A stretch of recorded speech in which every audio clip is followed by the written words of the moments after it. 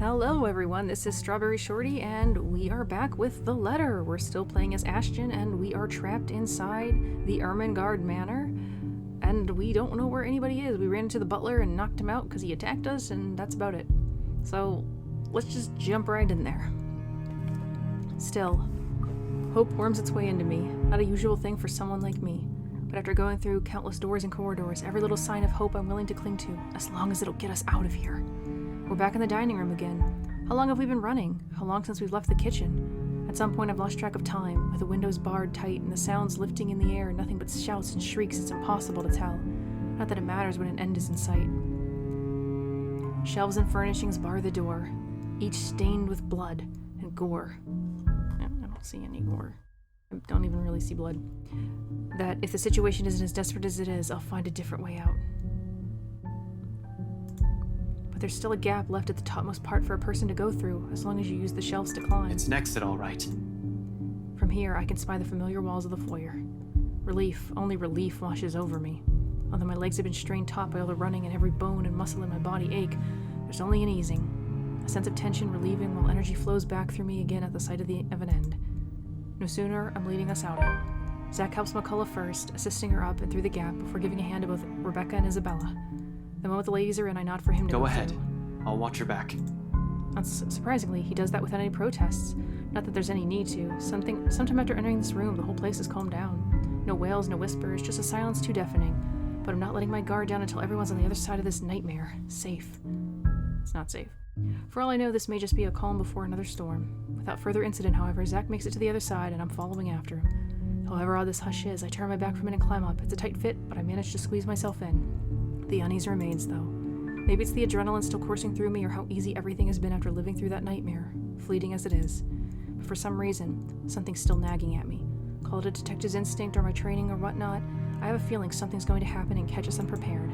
Unconsciously, before dropping down on the better side of this dream, my hand shifts to the gun at my hip. Instinct has never failed me before. I'm gonna save. My feet haven't even landed firmly on the floor when... Had I known there would be a party in my own home tonight, I would have opened a bloody bottle or two. Where's Luke? People these days. In my own home. Can you believe it? I feel so left out. A chill seeps into every vein of my body. All of a sudden, every ache, every pain returns to me tenfold, and my knees threaten to buckle at the sound of his voice. Though it appears friendly, I know it is anything but.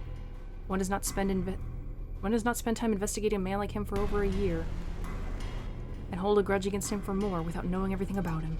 His quirks, his habits, I'm familiar with all of them. And right now, Luke fucking Wright is beyond pissed. Shifting my gaze upwards is nearly too painful, knowing the danger.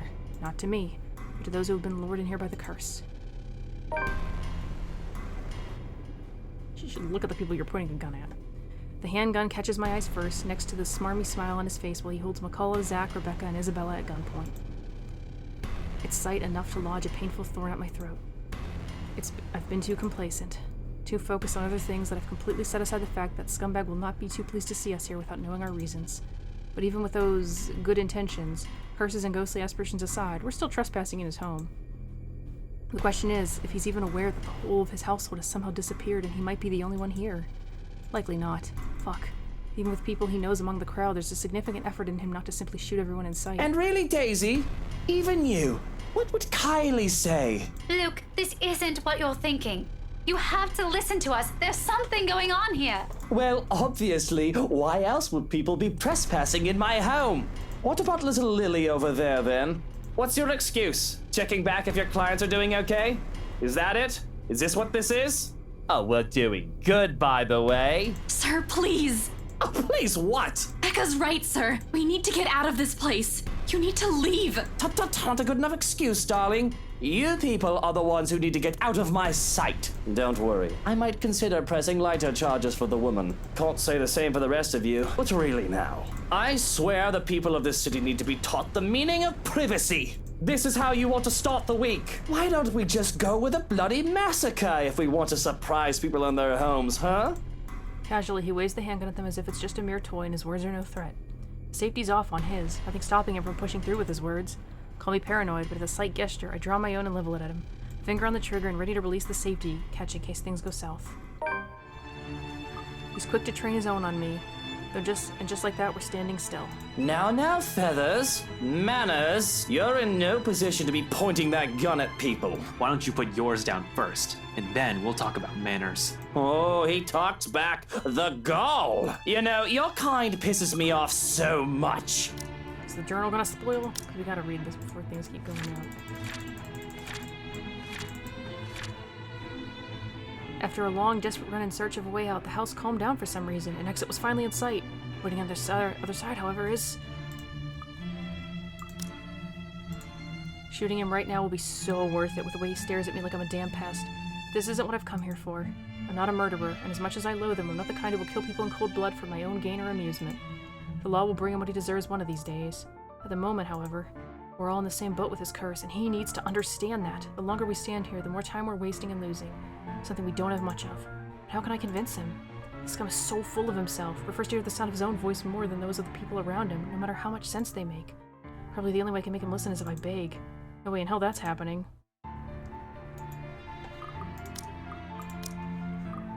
I don't know what to do here.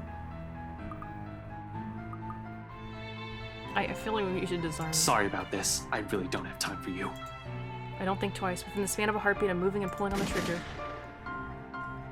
Wait.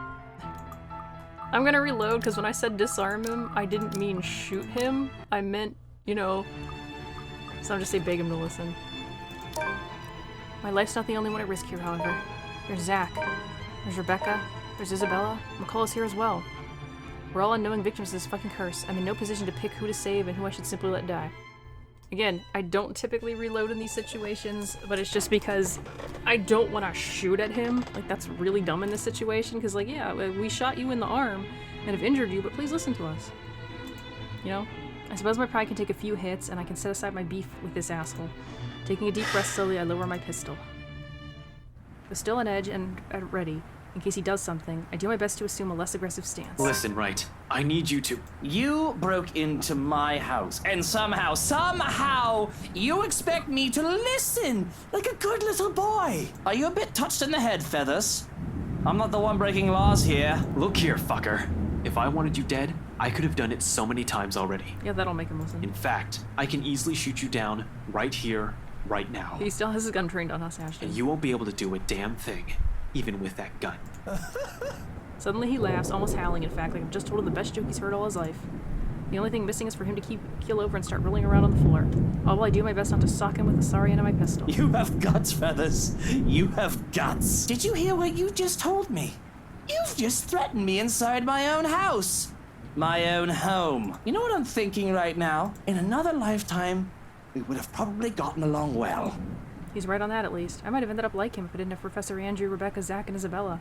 One mistake, and it would have been too late for me. With his laughter brings all those possibilities I could have lived, but have never been given the choice. All because I have other people with me, people who care. A sobering realization, but not so much when suddenly his chuckling stops. In two heartbeats, he marches towards me, grabs my collar, and aims his gun right at my head. Ashton! Luke, no! Hey, now you two, I'm sure we can all talk about this first. At this distance, a slight flick of that finger on the trigger will be able to do more than kill me. What is it that you people really want with me? This is the second time this week, and I'm really getting weary of this little game. Did the NCA send you to apprehend me, or has somebody paid you off to kill me? Yes, we're assassins. Which one is it, Feathers? Mind you, my arm's getting tired. Better answer quick if you don't want to beat the business end of this gun. I keep my eyes trained on him in spite of the huge threat he poses right now. Because if there's anything people like him, like us, prefer, it's honesty. You don't give that impression without keeping a solid eye contact. I'm not with NCA. I'm just here to help. There's something else in this house, and we're all in danger. You have to believe me, right? You need to let us go. You need to get out of here before it's too late. If you want to keep your sorry ass alive, you'll listen to people with more brain cells than you. Ashton! Why, you insolent! His finger moves, but I am prepared. My hand ready to reach up, disarm him, and knock him out. If I have to drag him out of this place unconscious to keep him from suffering the fates of every other person who has died from this curse, so be it. However, before either of us can fire a shot or tackle the other to the ground, another voice echoes throughout the foyer. Is it Hana? A small little thing compared to the storm raging outside. It rings above it, nevertheless, causing us all to stop and turn. Well, here she is. At the top of the stairs, Hana Wright stands there, pale as death and expression eerily calm. I can't help but think there's something wrong. My gaze darts around, wary of her, but soon enough, I realize what's wrong when she speaks. She's wrong.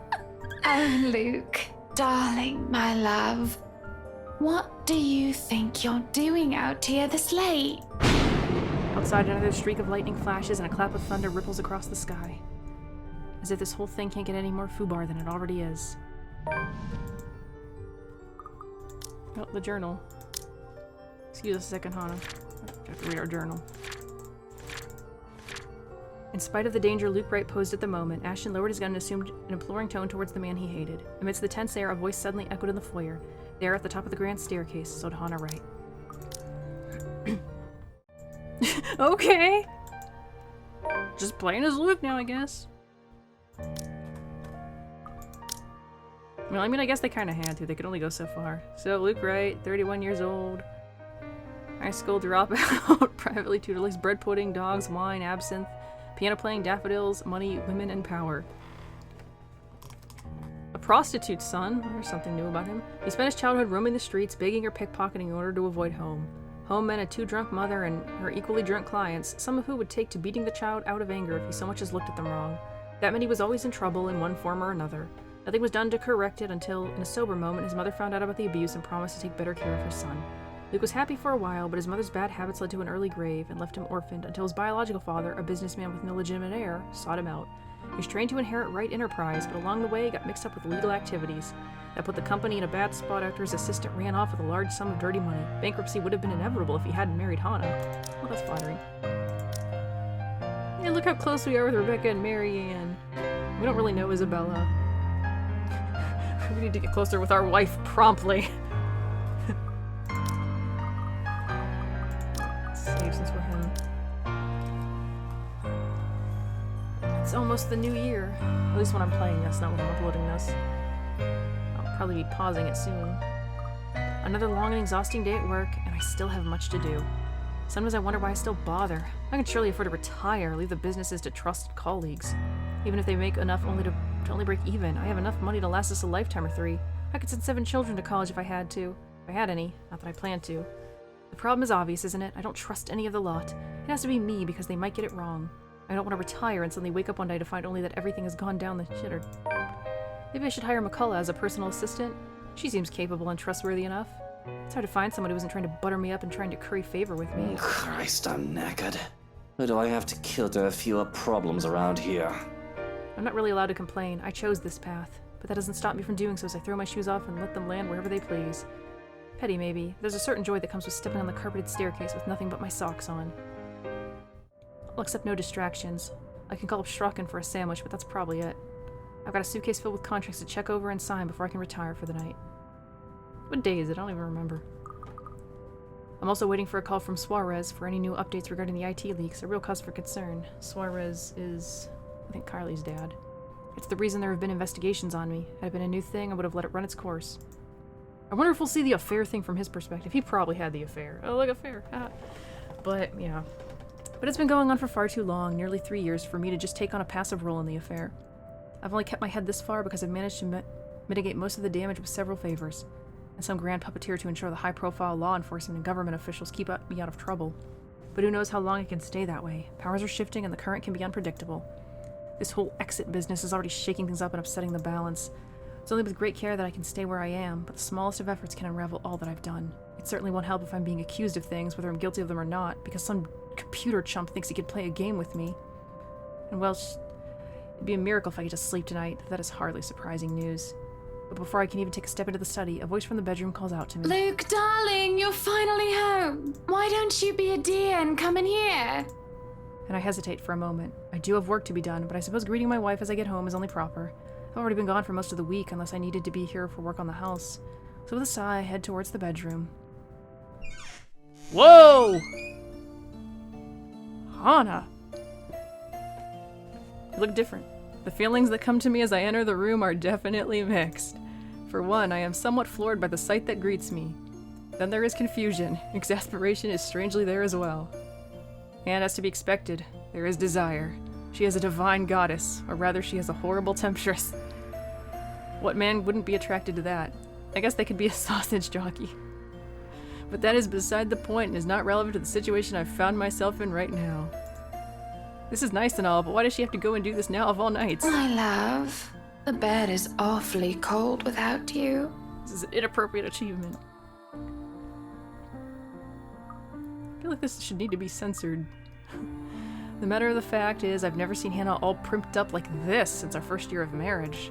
There must be something special to bring on such an act. Our wedding anniversary has already passed, so that can't be it. Like, are we gonna get a choice whether or not to hook up with her? Because, like, I don't want to neglect her, but at the same time, I feel like she's possessed and hooking up with her may lead to evil things.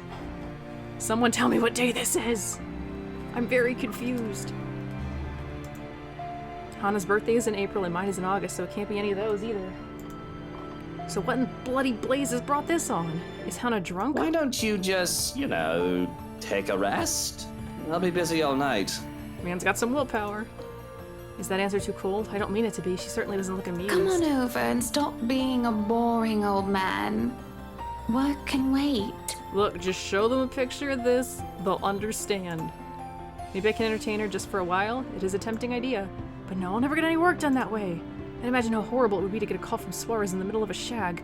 That would certainly kill the mood and piss me off more than anything. It'll be even worse if Kylie steals the phone from him, as a little Ingerbauer is prone to do unless her father is locked in a room. Just thinking about the possibility is weird and turns me off from even trying anything. I'm afraid it can't, Buttercup.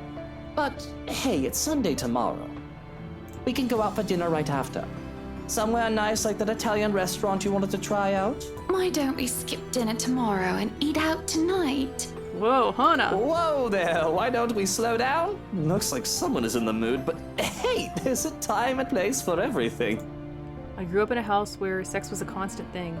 It's just a thing that the body does, more or less. Sometimes it comes with social implications, supposedly, with paper-thin walls, and a mother with that horrid job of hers made me think that way. But I learned later on that that isn't the case for everybody. Suffice to say, this is really odd, for her at least. I'm quite sure she never grew up in a sexually promiscuous home like I did. She grew up with a well-to-do, normal, and decent family, and in the 7 years we've been married, she's never acted this aggressive about sex. We do it when the mood comes to that, but never like this. And when I'm in the mood and she isn't, that's about the time I go around town to have my back scratched. I've got nothing to be guilty of, I believe, as long as it's just lust and not love. That's a good way to explain it, I guess. I'm just really confused and trying to come to grips with reality as it is presented to me. Well, this is the place, but now is not a good time, darling. Like I said, I have plenty of important work to be done. So I gotta pause because it's almost New Year's, and you gotta celebrate that. So, 1 second. So Happy New Year's, everyone!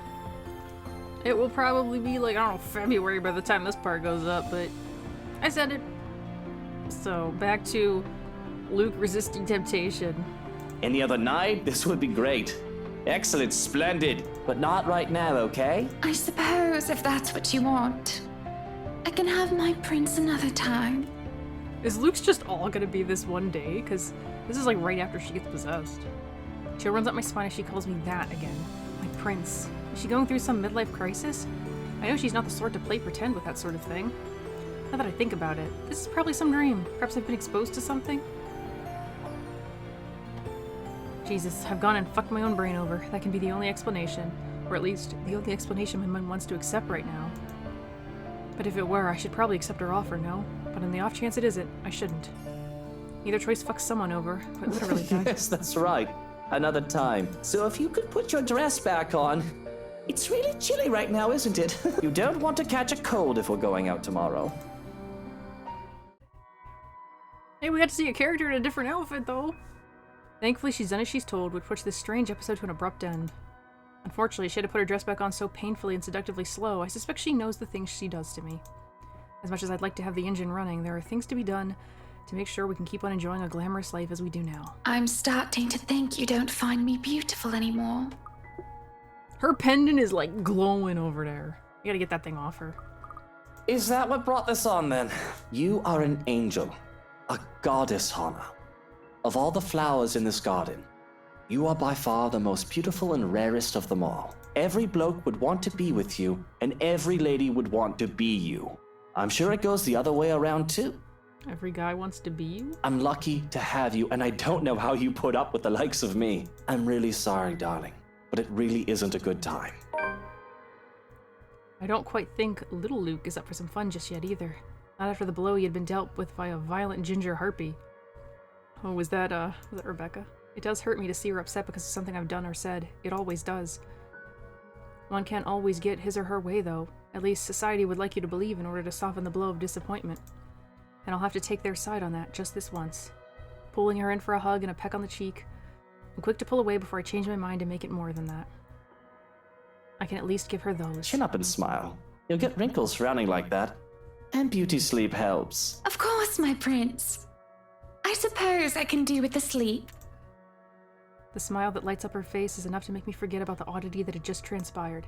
I still don't understand this whole prince thing, though I'll let it slide for now. Seeing her with her golden locks and that silver dress, it almost makes her queenly. With due respect to her majesty, of course. Despite that, there is just something off. Well, at least he notices. Hana, before I go, what happened to your necklace? The blue diamond. The fact that she seems confused feels off. Whatever do you mean? Oh, that old thing. It's somewhere in the vanity drawer, I think. And to be so aloof about What? it? But wasn't that from your father? It was a priceless heirloom, to be exact. Handed down from one generation of Evans to the next, whether it be to a wife or daughter of an Evans. I know that Hana treasures it so, especially after it was given to her with her own mother's passing. Then, what is with that ugly thing dangling around her neck? It looks more like a choking hazard than anything. It was, of course it was. I just thought a change would be nice. I don't think I've seen her wear anything else in its place. Change it is, but not an entirely welcome one at that. I see. I suppose that makes sense. Well, not that it matters, but I like the old necklace better. At the very least, we can have it cleaned and polished while you're not wearing it. Remind me to have that done in the morning. Whatever you wish, my prince. Right. You have a good night then, Buttercup. Okay, so it's October 29th. Let's look at our journal. So, Zach meets Kylie. Wait. Yeah, so 29th, this is when Hana gets the necklace. So this is the day she becomes possessed. With a shake of my head, I don't waste any more time than I've done already. Heavy suitcase in hand, I head straight into the study and dive right into the contracts. There's a whole stack of them too, mostly to do with property management. Nonetheless, careful work needs to be put into them as with everything else. My attorneys have already checked them over, but I like to be precise. I'm not going to sign if there's even a single line I do not like. It's a long way into the night when a coldness envelops the room. I suspect at first that it's merely just the usual chill, but the heaters have been turned on as the strange sunny weather has been ingratiating us as of late has come to an end. The door is barely open, just by a crack, though I shut it in case that might help. Satisfied, though not as much as I would have liked, the room still feels freezing. I make my way back to the mess of the documents waiting for me at the table. Just a few more and I can get that well-deserved rest. Get out of this place and dive into the warm comforts of my bed. Then, maybe, if Hana's still up for it. Well, it's more than enough motivation. Parking my rear back on the chair, I begin my work with the last of the blasted papers, where I'm ready to be done with everything and turn in for the night. Only for another chill to startle me to a stop. That's when I feel the hairs on the back of my neck stand on end. Eyes boring at the back of my head, a brush of air just at the nape, and when I glance back... Reflected in the lone portrait in the room, someone stands behind me. Just by the study door I closed moments ago, although I did not hear it open. Perhaps it is Hana trying to be sneaky, or Shrokin being a bell end of a spook as usual. Do I really have to ask people to knock before they enter? Seriously now, this is anarchy, and I'll have you know... I turn, but there's nothing. Must have been a trick of the light. It is getting late and I should really go to bed myself. Just have to finish looking over a few more contracts and... Yes, just finish signing these and I can have some rest. Maybe arrange for a day off in the morning. Sighing, I steel myself for a long night of dry paperwork. Still, the feeling that I'm being watched stays with me all through the night.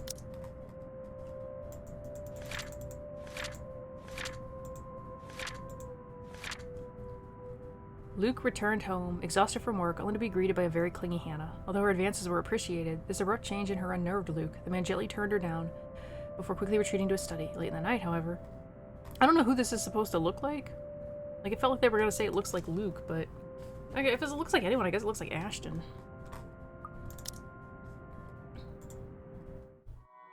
We're already on the 30th. And with the sun rising comes another disturbance. Both too loud and too sharp for my tastes. And I have very fine tastes.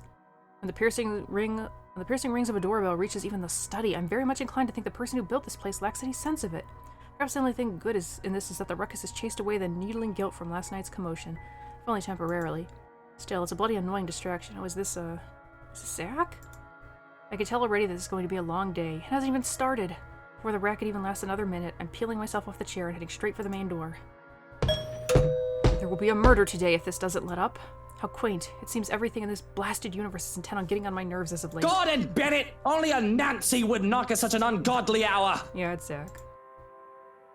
In the first place, I shouldn't be the one doing this. This is why I hired a valet, for fuck's sake. Where's that damn butler when I need him? I'll be honest, if only for today. With a mansion this quiet at this hour of the morning, it's easy to believe those little ghost stories might be real. I just realized, like, I hope we don't get some more slurs in Luke's thoughts. The mansion this... I don't remember this already. With a mansion this quiet at this hour of the morning, it's easy to believe those little ghost stories might be real. But the only horror here is how odd my own wife has been acting as of late. There's no place for fear when another set of problems already burns that fuel. So I wait for another second. When no butler still answers my call, I simply yank the doors open myself, perhaps with more force than needed. And maybe it should be appropriately there, considering the person on the other side, and the hour he dared appeared on my doorstep. Even someone with half a brain knows not to disturb anyone this early. Brief confusion quickly gives way to anger, and before the bloody photographer can even get a word in, I'm hurling venom at him. It's less than he deserves, really. Hana will disapprove, scolding me for treating the photographer with such disrespect, if she hears me right now. She seems fond of him after all, despite meeting him only once or twice. He's merely doing his job, she'll say. But she's not here, isn't she? But she doesn't know. You? How the hell did you get in here? What in 7 hells do you want? It's bloody 6 in the morning! Listen, sir, I know this is not a good time. Oh, it's not a good time!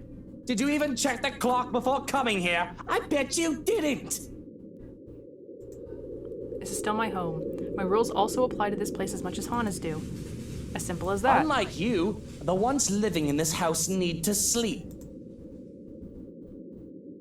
It just so happens it's also a person I will never take a liking to. No need for remorse. Come back when people are actually awake, or I'll call security on you. He continues shouting even as I slam the door in his face. Some nonsense about the news lately, though I don't understand most of it. However, with the closed doors muffling the better part of it, and with no ears to listen, his tirade doesn't last too long. Eventually he leaves, and silence once again fills the room as it should. In hindsight, maybe I should also call for psychiatric services. He certainly sounds mental just screaming like that. A suspicious man like him left roaming the immediate grounds? Nothing good could come of it. But if his presence will indeed bring a problem, a sign of bad things to come, I'll probably know soon enough. Worst comes to worst, Shrokin will take care of it, if need be. It's what I'm paying him for. In the meantime, I need rest, even for just a few hours. Phew, we got through that with no slurs. My lovely wife's still fast asleep when I finally join her in our bed. As odd as she's been acting lately, her company's nice after spending long, grueling hours going through business documents. And again, it's not like I'd be losing out much if I take a break or two. In fact, all I have to do is say the word, and Vance General Electronics stocks are going down. It's the least I can do after Rochelle Vance's outburst during the party. Vance? She divorced now? Oh, yeah. I highly doubt she will be Rochelle Lee for long, not if Harvey has any sense in him. So with a sigh, I drift off, setting aside my problems, if only for a few hours. Waking up to find my bed empty hours later is a strange sensation. Not to speak ill of Hana, but I've always woken up first, even in the early years of our marriage, mostly because I've always been accustomed to doing so. As a child, I woke up early to escape the house before one of Mother's scheduled day clients came in. Later on, it was to assist with breakfast and to prepare for school. And it just kept with me through the years for one reason or another. There was no reason to wake up at 6 in the morning. My mind would always find reason to. To work, to nurse a terrible hangover, to make sure I was the one leaving the bed first just because, and not the other way around. Checking the time on my phone shows it's already 8:30, but what can I do about it? Getting up is an entirely different problem on its own. Waking up after getting only a few hours of sleep in has my body stiff and sore and my mind feeling lethargic. A part of me wants to go back and doze off again, an alien feeling to me, but it's already far too late for my tastes. All I can manage is to sit up before there's a knock on the door. Yes, come in. I'm decent. I don't see why you have to knock. Even if I was only in my knickers, there's only 2 others inside the house aside from myself. I've arranged for the staff to have the Sunday off. Well, with it so close to a holiday anyway, so that I can have some peace and privacy. The security outside the house doesn't count, of course. There's no need for Hana to knock, so I expect to see the butler and ready myself for reproach. To see that it is Hana is odd, but not a cause for concern. Most likely she, too, found it strange to see me still sleeping and had let me indulge. Yet there is something off. I just can't put a finger on what it is. Whatever it is, it can wait. Besides, when there are strange things, it's better to wait them out as they often become apparent with time. Not that I should complain when she greets me with a sunny smile on her face and a tray of food. Good morning, dear. It looks like I overslept, huh? I haven't had that pleasure in a long while. You should really indulge in it a bit more, my prince. I hope you do not mind, but I made breakfast for you. I've been expecting her to tell me that she brought the meal up in order to eat together, not that she made it. For, in all our marriage, Hannah has never cooked once. Though I can hardly find it in me to question her efforts, unless she was trying to poison me. Perish the thought. But she carries with her a platter of pies, delicious-looking round pockets of goodness. I'll have no second thoughts in fishing one off the plate with a hum. In fact, it smells divine and it looks the part as well. The crust from the outside looks like it's been baked to a golden and flaky perfection. The egg wash wasn't forgotten either, giving it a nice finish. You made these? You're not pulling my leg, are you? These look great. I make only the best for you, my love. Do try it out yourself, yes? I want to see what you make of it. Perhaps I will be able to prepare more meals for you in the future. Breakfast in bed? You spoil me, darling. Well, I can't say no to that, can I? Bon appetit. The crust of the pie breaks easily with a bite, and I'm greeted with a taste of nice, buttery pastry. But looking back down at the pie, I feel a bit put off. That's creepy. The meat is red and a tad bit soggy, but I can't place what would make it that way. It tastes of turkey more than beef, though an old one at that. There's no real sauce or marinade to excuse the juice. It tastes like turkey that's been kept too long in the fridge after being roasted and carved. Definitely white meat at the very least, and well done as well. The thing is tough, though, stringy and sinewy, which would say it's more muscle than anything. And What is? I sputter, try to spit out whatever it might be. You find strands of something thankfully comes out, although if I've swallowed any, it's far too late, not unless I want to act like a cat trying to cough up a fur ball. It's just unfortunate the odd sensation of it being stuck in my throat still lingers, even as I down the glass of juice she has brought with the meal. Buttercup, are you sure the ingredients you used are clean? Oh, I do apologize. That must be... You know, Chef has been feeding some stray cats lately. There are some roaming around the property. I saw him petting one just the other day during his break. Said he found it in the cellar, but you have nothing to worry about, my love. I took care of it. She's feeding us a cat! She laughs then, probably because of the funny look on my face, but I just have this funny image in my head of Hannah chasing after a cat to shoo it out. We aren't cat people, but I doubt that means she would be cruel to the feline. Maybe the other pies are clean. I don't quite have the appetite for breakfast anymore. But thanks. Bloody cats. If that is what you wish, all the same, it will give me more time to spend with you. She's been possessed by Rebecca. You will spend time with me, yes?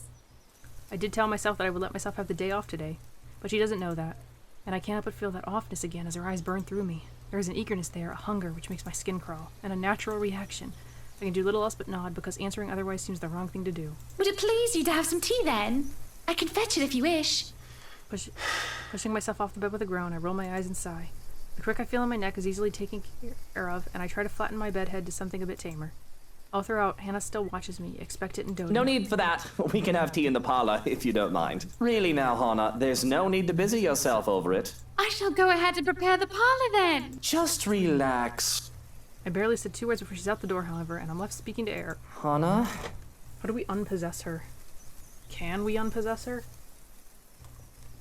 I'm pretty sure there's a way to have her not What possessed. is but I up don't with know. that woman? Though perhaps I should have said no. Check the time. Oh, still early. Though perhaps I should have said no. Perhaps I should have feigned business or claimed a restlessness that would let me out of the house, away from her and her pies. Because as soon as I've stated my intent to laze the day away, the woman would neither let me lift a finger nor step a foot outside. She is animated, oddly so, moving up the parlor and fetching things for me that she deemed necessary. And were necessary, as if she knows what I need or want before I can even voice it aloud. A pillow for my feet and a book to read, though I cannot, for the life of me, focus on it. It does not bother me too much as I've read the picture of Dorian Gray twice over. I knew nothing but shadows and I thought them to be real. I should be glad for the attention and the doting, really. A set of uneasiness settles itself into my stomach. Why don't you just sit down and relax, dear? We are supposed to be spending time together. I don't think you rushing around like a handmaid is how I pictured it. You are wearing yourself out and the sun is still high in the sky. There's a stiff jerk of her head, as if to say no while she busies herself with making tea with water already lukewarm. My instruction to take leave may be the only one she refuses to follow. Even if I express concern for her well-being and point out that there are others assigned to the task she wishes to carry out. You do not need the others. You have me.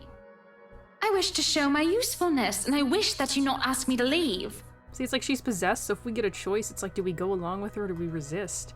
Like, we don't want to make the ghost angry, and we don't want to lower our relationship with Hannah. You are not one of the servants, Hannah. It was a thought that escapes my mouth as I prepare myself for a reprimanding. Because servants? Lucille Mitchell Wright, these are our employees, and you will treat them with respect at the very least. Yet that didn't Of come. course. Of course, I'm not a servant. I am your wife. So I think the ghost was a servant girl, so... Your princess. I think we're both a bit too old to be playing princes and princesses. I do not know what brought on from her. Yet I can't bring myself to scoff at the idea that when she looks torn and kind words might bring her some degree of comfort. I will indulge in this delusional talk of monarchy, to an extent. One could suppose that Hana is indeed Luxborn royalty after all. But as I've said in the past, this sort of obsession does not quite suit me. Yes, I do crave power and attention, but this sort of thing is suffocating, stifling, wrong. Is this from our talk with Rebecca? It must seem complicated and contradicting, when in all honesty, it's quite simple. If Hana were to ever put me on a pedestal, she would be turning into every other woman that I've managed to seduce due to my money and station. She'd be nothing, less than the Hana that I have found to love. She'd be nothing but a mindless follower. Love and obsession is not one and the same. I don't want a lovesick woman who puts another before herself. Princess. Oh, no, Hana. You are my queen. And a queen needs to sit next to her king. So please, sit. I can still feel them, little bugs on my skin crawling and squirming, but I ignore them as Hana sits down next to me and I put my hand in hers. Touch nearly makes me want to pull away. For now, I feel them burrowing into my skin, digging holes into me that there is nothing to be seen there. I clasp her hand, though her touch burns both cold and hot. I did not like the thought of that Hana, my sunshine, my darling, is someone I should fear. It's a bit of a paradox, for all that I do and should feel at peace in this quiet moment, dread overtakes every part of me. A small voice in the back of my head screams that there is something wrong, but I cannot bring myself to look further into it. The whole thing doesn't even last. The tea is ready. I should go. I've forgotten the milk and sugar in the kitchens, if you may excuse me. Should I? I don't know what the correct answer is. Let Hana go? I don't say a word as her hand slips through mine and I'm left alone for a short while. My skin is numb while she's gone and my mind wanders. I just let her do what she wants. My eyes roam to one of the paintings in the room. Lady and Lord Ermengarde, I suppose, or is it their daughter and her fiancé? I had agreed to the acquisition of the house on a whim, on a thought. It is just an added bonus that I share some likeness to the young lord. Apparently, I don't think you look anything like him. I'm not so vain that I thought to look in a mirror only to find it's one of the old portraits. But can one blame me if I preen, with the chatty servants pointing out how I can very well pass off as him with a hairstylist and a costume? Certainly a great big ego boost, though only a crazy random happenstance. So, I still have this theory that the maid and the fiancé, something happened there, and it ended badly, like the fiancé betrayed her, or Charlotte got angry. So, well, we'll see. To imagine that it is my face on the oil canvas having a commission befitting royalty. You could commission a portrait, probably. To believe that it is my face on those walls and believe that I've always belonged here. To believe that I've never been a street rat. Stinging and the buzzing returns, as does Hana. There is something really wrong, but what? Watching Hana set the table gives me some time to think. I suppose it could just be paranoia. I've been informed of a particularly nosy investigator snooping about, and Suarez has yet to catch who leaked confidential information regarding my businesses. It can be any number of things, really. I have so many things to do after this impromptu day off. But as I was saying, or thinking rather, I do not want to believe this is Hana. She is acting differently, but that's a thing humans do. We are not static creatures who act our day-to-day in the same manner as the previous one. I care greatly about her, and knock on wood, I have hope that this odd behavior of hers is not an omen of things to come. At worst, this is merely behavior of hers I've only failed to notice before. I do blame the party and that horrid Rochelle Lee. To prove her usefulness, she said, so that I do not send her away. It disturbs me greatly now that I watch her closely while she pours me a drink but does not bother to have one for herself. It's not that I'm criticizing your sudden initiative to be a housewife. That is your choice, of course. I admit I may be partly at fault. I've been neglectful and haven't shown my appreciation to you as of late. But you do know that you really don't have to do any of this. I can see her hand shake as she offers me the cup. Did I strike a nerve? Whatever the case, I reach up to take the tea before she can drop it. No, as it turns out, I'm the one who would end up dropping the tea. Though mercy of mercies, the tea was cold. On the other hand, Hana's skin burned even more so than before. Oh no, please don't be angry. I'm so sorry, my prince. A small cry escapes the woman's lips before she kneels down to clean up, picking up porcelain shards from the carpet.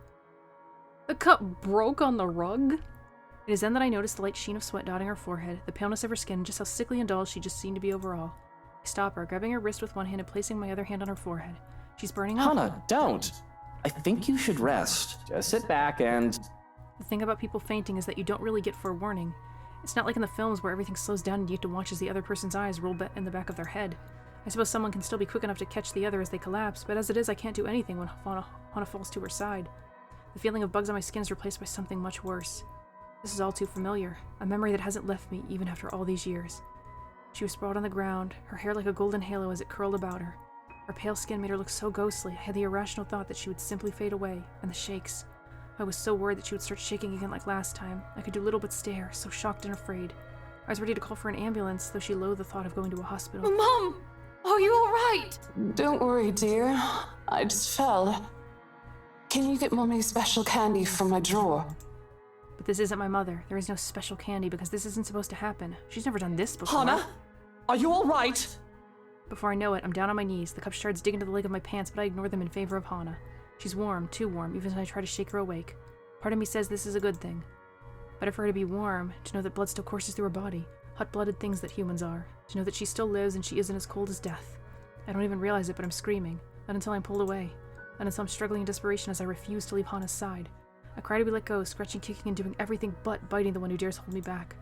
The images of Mother, dead in her bed, flash before my eyes. I need to do something, anything. I don't want to be alone. Not again. Hana? Don't you fucking leave me! Oh God, wake up, Hana! Your blithering hysterics help no one, right? Now stay back before I knock you out. I have to keep myself from lashing out, from strangling him for daring to get in the way of my wife and I. But I remind myself that Shrukin was a doctor. He is here to help. He can help Hana, and I will not accept excuses or suffer no incompetence. Fix her, Shrokin! Make sure she's alright! Because if she dies, so do you. Stiff nod he gives me is probably the only guarantee I have that'll do his best. Keeping yourself from dying is the best incentive anyone can get. Even then, I cannot bring myself to rest easy. Deep breaths, just take deep breaths. Panicking and murder isn't going to help Hana right now. How is she? What's wrong with her? I really can't tell, not without further laboratory tests. It can range from anything to simple dehydration or exhaustion to philosophical syncope. Hopefully it's nothing too serious. She has a high-grade fever. It could very well shut down her body. We have to go and cool her down, see if we can get it under control. Well, should we call for an ambulance? If she doesn't wake up soon, yes. But it's best not to move her just yet, and... Luke, what's going on? What happened? I have no plans of apologizing as I shove the butler aside to check on Hana. Though she's still laying on the ground, all that matters is that she is awake, that she isn't dead. Hey, she called me by name! Is it you, Hana? Are you back? Just the thought of it. Fuck, I don't know what I would have done if things were to the contrary. Hey there, sunshine. How are you feeling? Do you think you're up to standing? I don't feel too good, no. But I think I can stand. She reaches out for my hand and I'm quick to take it. Her cold and clammy skin is a cause for concern, but I force a reassuring smile on my face. At least I hope it's reassuring. This isn't exactly an emotion I'm used to plastering on my face. I hope we get some things to up our relationship with her. We're closer to Marianne and Rebecca. I rarely have need or want to reassure anyone else. The most I can hope for is that I don't make her worry. Come on then, let's get you up. Careful, careful. We don't want you to fall or break something. Like a leg or your head. Though getting her up and to her feet is easier said than done. She claims that she can manage to stand, but she's completely dead weight as I lift her up. Weak. Too weak. I can feel the trembling of her body, as if just existing had exhausted her. Soon enough, Shrukin aids me, and we manage to let Hana onto a chair without further incident.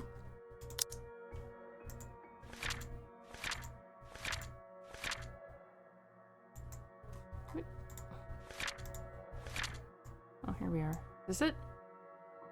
Come Sunday morning, Hana catered to Luke hand and foot, much to his discomfort. Even serving him food despite its questionable appearance and taste, though he managed to stop her from fussing any further. Without warning, she seizes. I have half the mind to wrench free and run. This is all too familiar and I wanted no part in this. But do I even have the choice? At the moment, I suppose, yes. I'm not running away. That's preposterous. I need to get some air. Shrukin, take her up to our room and take care of her, alright? Schedule an immediate appointment to a physician. Get it done. As soon as possible. I just need to... Breathe. I need to breathe. Gray skies loom over on the horizon, though the sun fights for every precious minute it gets to stay. It'll rain again soon, with the wind bringing along the gloomy clouds normal to Luxborn. Until then, it doesn't hurt to be out here for fresh air and sunshine. I walk to the gardens, what little of it there is at the moment anyway, and kneel by the daffodils. These were the first to be brought here and planted on my request. And if nothing else, they brought a sense of peace. They were Mother's favorites. Closing my eyes, I lift my chin up and welcome the light that shines upon me. And for a minute, I can imagine myself as one of the flowers, peaceful, blooming, and all too happy to stand in its warmth. Life would be much easier if we were all like flowers, wouldn't it? But I didn't step out to get all philosophical. I have problems much more practical than figuring out the meaning of life after all. Too many things have gone on these past few days, and I want to forget about them even for just a moment. It's almost All Saints, isn't it? To think I've almost forgotten. I speak the words absent-mindedly. The date means nothing to me, as I neither worship that religion nor have any graves to visit. After all, Mother was never given a proper burial. But it's a date as good as any, for me to grieve. Otherwise I would have done so every single day, crippling myself and shutting everyone else out. I can remember how the flames licked at her flesh, and how it consumed her body until there was nothing left but ash. I stood there watching with the operator and a social service worker. Though I could have been all alone for all I cared. I felt alone. It was the most that could be done. No one would attend the funeral of a dead prostitute, let alone pay for it. All that is left of her, proof that she had lived, is her name written in the ledger of Luxbourne Cemetery, a lighter, and me. Flicking out the lighter from my jacket, I can't stop myself from flicking it open to stare at the flame and run my thumb over her name. All in all, it isn't much, but it's something. Eleanor.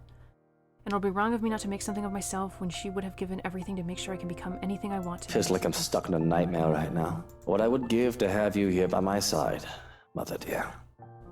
To see you smiling at me. Alive and as beautiful as ever. I'm afraid I'm starting to forget what your face looks like. I've already forgotten the shade of your hair. Eleanor Chandler was a wonderful woman, but not everyone would have agreed. Not everyone had seen past her occupation, past her vices and her illness. All they saw was a poor woman who sold her body to make ends meet and had a bastard son because of it. They didn't see the mother who worked hard to put food on the table for me, the woman who gave and gave and gave to me while expecting nothing in return. She taught me the merits of hard work, but though I loved her so, I worked hard for myself. I would not be foolish, so selfless towards people who would never give back. I learned that from the father who plucked me out of an orphanage for his own selfish gain. I pocket the lighter before I can feel the urge to actually set anything ablaze. Considering my close proximity to the flowers, they would be the most likely victim of arson. Just the thought itself is blasphemous. Nevertheless, that doesn't save them from being picked. Just enough to make a bouquet out of the things in honor of Eleanor. Would you be proud of me if you saw me now, Mother? Maybe. You're always so forgiving. No matter what trouble I got into. More than I deserved. Especially now. It's been a while since I've talked to my mother like this. They say that even our loved ones have passed on. They stay to watch over us. Though I believe in neither a heaven nor a hell, a hopeful part of me wishes it were true, as ridiculous as the idea is. I can't help but grow still, a chill going up my spine when I do feel eyes upon me. For a while, I think I'm imagining it, but I'm all too familiar with the sensation of being watched. Carefully, I scan my surroundings, doing my best not to give away the fact that I'm aware of their presence, whoever they are. There's not a soul in sight on the field surrounding the mansion, yet they're on the balcony overlooking the garden. She stands there, and though I cannot see her face clearly from afar, I know she is the one staring at me. A servant, if one were to judge by her clothing. From this distance, I can't discern what those stains on her clothing are. The woman gives off a rabid air, and simply does not belong with her surroundings. That isn't what worries me, though. What worries me is that she isn't one of ours. She can't be. Obvious signs of being tattered and dirty state aside, there shouldn't be anyone else in the mansion aside from the three of us. And that's the balcony that leads to our bedroom. Forget pretending that I don't notice her. What are you doing there? You're not supposed to be there! It's a stupid thing to do, I realize in hindsight, but calling attention to it was a spur-of-the-moment plan. From the height, there's no way she would have jumped off the balcony, and perhaps she would have only been able to sneak in there because Hannah is asleep. Calling out to her would wake Hannah, and at the very least, call Johanna's attention to the matter at hand. I dread to think of any other way she could have gotten there without Hannah calling for us. The woman on the balcony doesn't react, barely even stirs. Probably drug out or touched in the head, though that begs the question of how she even managed to get in there. That changes nothing, of course, and doesn't stop me from running back to the mansion.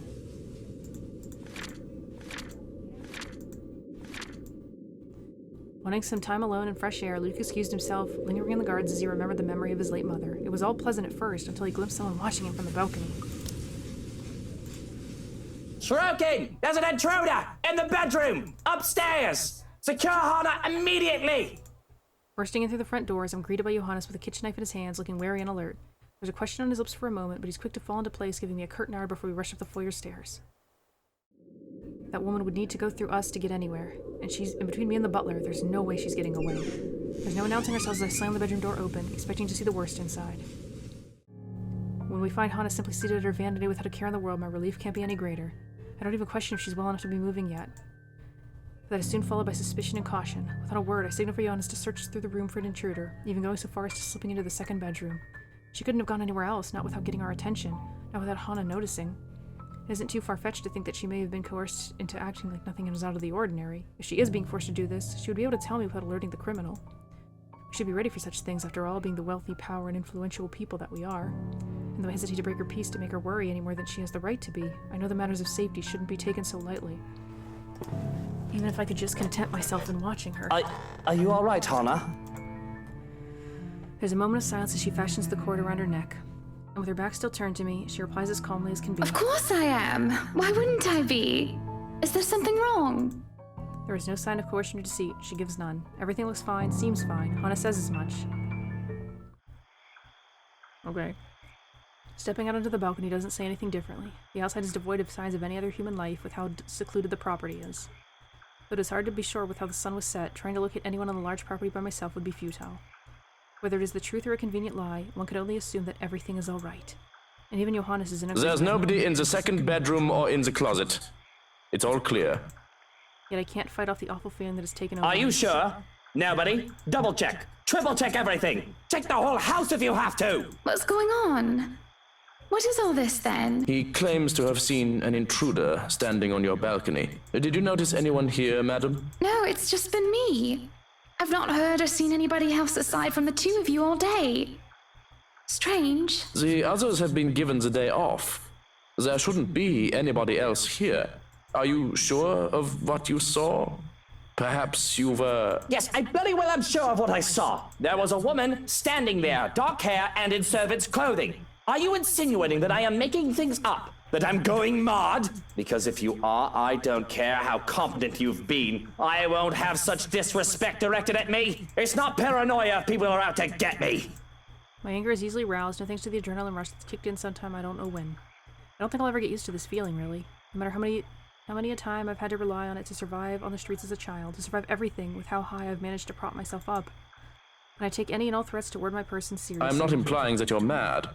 The occasional hallucination is a completely normal and human experience, as long as it isn't a repeat occurrence. Oh, so what? That was a trick of the light? My imagination? You haven't ingested any alcohol today, have you? A valid question. I am not drunk.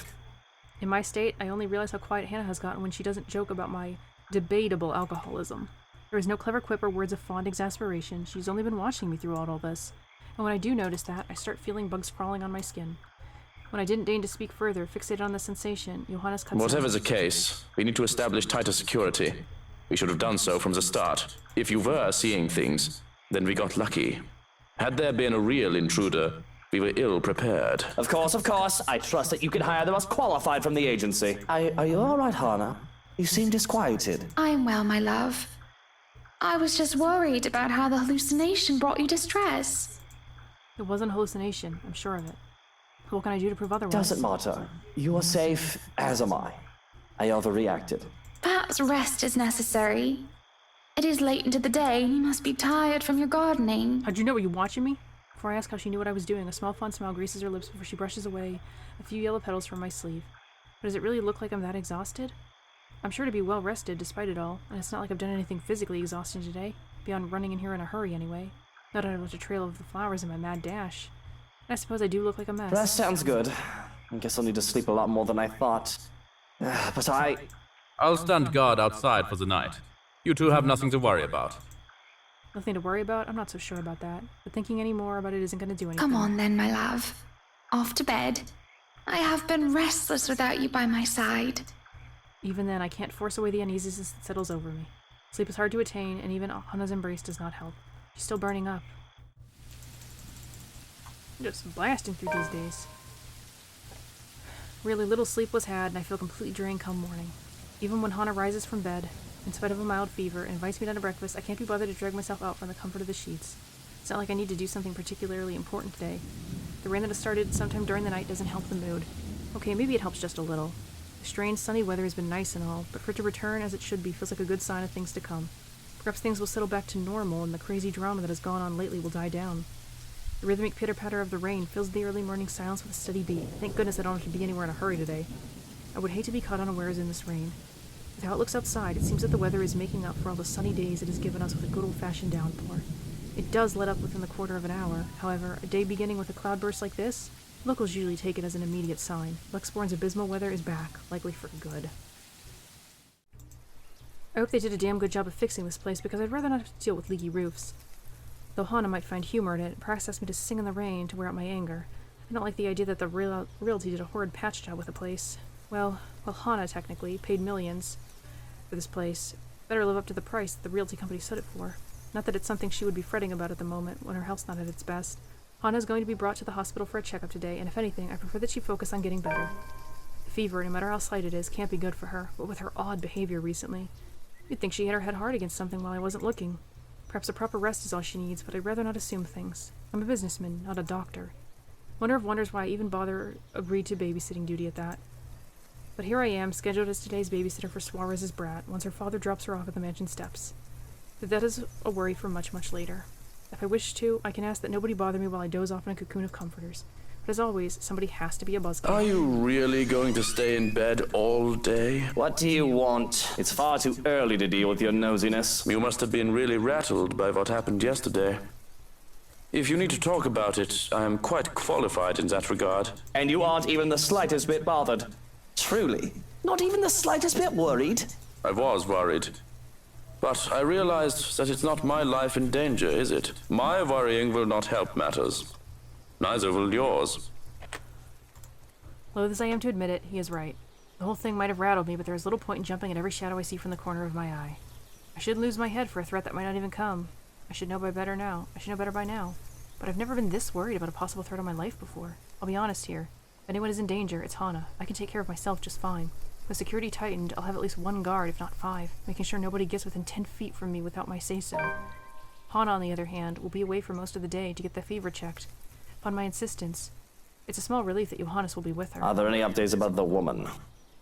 Being in the dark has me on edge. Information, any at all, may very well help me in I've already briefed security about her, and more from the agency will be arriving tonight. But they haven't seen anyone fitting the description. So you have nothing then? Fat lot of use you guys are. What do I even pay you for? Do me a favor. There's the door. Don't let it hit you on your way out. Well, there is something. It's about McCulloch. Can anyone blame me if I show the tiniest bit of interest? She's still done with the house, and she's a nice enough woman. Plans to go back to sleep or I gone? called her secretary about taking the day off. He hasn't heard from her over the weekend. Oh, yeah, because she's trapped in the cellar. She's probably passed out after enjoying a pint or 2 or 10 in a bar somewhere. She's an adult. It was the weekend. She's allowed to disappear and not think about work. Fuck. I wish I was passed out after a night of drinking. He does know that mobiles are a thing. That's all well and good, but she's not answering her mobile either. Mr. Parker will be filling a missing persons case with the police if she doesn't turn up today. Certainly someone must know where she is. Tabs are kept without fail on people who come to work with me. Background checks and constant surveillance are until they finish their projects with rights. Some would say that it's all a bit over the top, but I can't be too safe. Too many want me dead. What about one of ours? Has anyone seen her? She's pretty hard to miss with how tall the woman is. The last anyone has seen of her was here, the morning of the party. How tall is she? She's 5'11". Luke is shorter than she is. Wait, are we taller than Hana? 5'8". He's huge compared to all of us. And we're taller than her. Isabella's little. We're taller than Ashton. Ashton's so tiny. Your housewarming party. That isn't good news. It wouldn't do for the police to hear of this and to suspect. It's of little import that I can easily prove my innocence. It is all a matter of principle, because even the accusation of misdemeanor should not stain my reputation, although maybe it is a bit too late to hope for a squeaky clean one. Besides, it'll be such a hassle to have police poking around the house looking for a body that doesn't exist. Now, if we're done here, I'd like to go back to sleep and... I feel like you could almost hear Johannes, like, smiling. Well, there goes any plans of grabbing some shut-eye. Rolling over on my stomach, I can only scream into my pillow. Of course, of course. Ugh.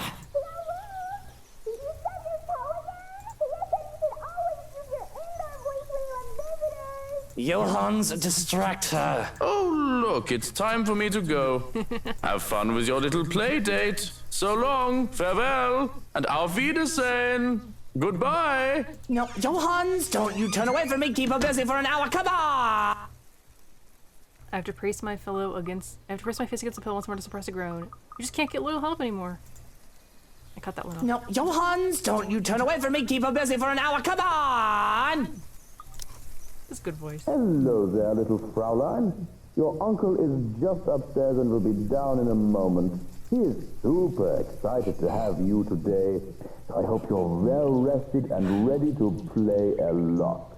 You know, even though you tried to hurt Ashton, you're still pretty funny, Johannes. That bastard. I'll be down in a sec, Munchkin. Let me just... In through the door she comes. Chained to a fresh shirt, brushed my teeth, fixed my hair, bemoaned my very existence, wish I was anywhere else in the world right now. Don't get me wrong, Kylie is a great kid. Wonderful. Better than most brats her age. But handling a tyke is the last thing I want on my agenda right now with this whole Hana business. Fortunately, I am well versed in how the world works. I've long learned that the show must go on no matter what hurdles come in my way. So I set to preparing for the day. Running a comb through my hair is just divine and simply makes me feel more human. Bed hair is disgusting, though it isn't as bad now as it was when I was a child. How expensive a trip to the barber's was, I often had to grow it out until Mother had time to cut it for me. The curls and tangles were simply horrid. Why, I was even mistaken as a little girl because of that. It certainly doesn't help that I was named Lucille. Freshly pressed shirt is enough to chase away the last signs of sleepiness. The feel of crisp and clean cloth in my hands is a clear marker to the start of the day. Smoothing down my suit and my hair with a sigh, I steel myself for the horrors. The horrors that come with taking care of a child. Good morning to you, Luke. So we're gonna cut this part here. I hope we get to see more of Luke and Rebecca. So, thank you so much for watching. Please leave a comment and I'll see you next time. Bye!